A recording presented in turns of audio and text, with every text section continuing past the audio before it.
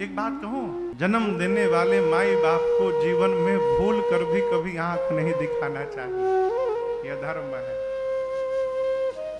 ऐसा कोई व्यवहार नहीं करना चाहिए जिससे हमारे माता पिता को भय लगे।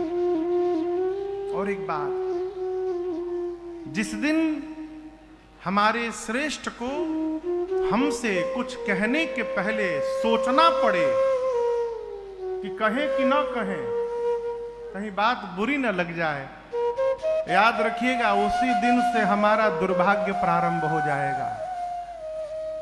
है? भगवान विराट रूप का दर्शन कराए मां को। मां को देखा कि मेरी मां थर थर कांप रही थी कौशल्या जी, भगवान का रूप देखकर। भगवान देखे मेरी मां डर गई है, तुरंत भगवान बालक बने, छोटा बालक बन गए। मां ने दंडवत किया है। और आप दर्शन करिए, कौशल्या मैया हाथ जोड़कर बैठी है, सामने एक 5 साल का बालक बैठा है, छोटे से रूप में भगवान बैठे हैं, और उस बालक के आगे मां हाथ जोड़कर बैठी है। भगवान पूछे क्या हुआ मां? मां ने कहा प्रभु अपराध हो गया मेरे से। भगवान पूछे कौन सा अपराध हुआ मां? मां बोली प्रभु जगत के पिता को मैं अपना पुत्र मान बैठी थी, ये अपराध हो गया मेरे से। आपका स्वरूप पता दिखाई पड़ा नाथ, न आपके प्रारंभ का पता चल रहा था और ना ही आपके अंत का पता चल रहा था। आज मेरे मस्तिष्क काम करना, मेरा मस्तिष्क बंद कर दिया है, समझ में नहीं आ रहा है आपकी स्तुति कहां से प्रारंभ करूं, कहां जाकर विराम दूं मैं।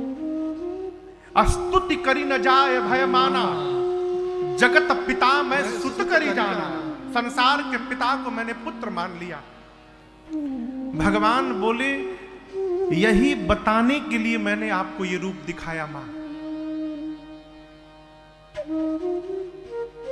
एक साथ मुझे मंदिर में और पालने में देखकर आप सोचने लगे कि मेरा राघव एक साथ मंदिर और पालने में कैसे आ गया? मां तेरा राघव जीव नहीं है। राम जी कहते हैं मां तेरा राघव जीव नहीं है, तेरा राघव जगदीश है मां, मैं भगवान हूं। और मंदिर पालना नहीं, मैं चाहूं तो धरती के एक एक तिनके में प्रकट होने की शक्ति रखता हूं मां। मेरे भक्त जहां मुझे याद करते हैं मैं वहीं प्रकट हो जाता हूं। मैं सर्वत्र हूं, मैं सर्वज्ञ हूं, मैं ही सर्वस्व हूं।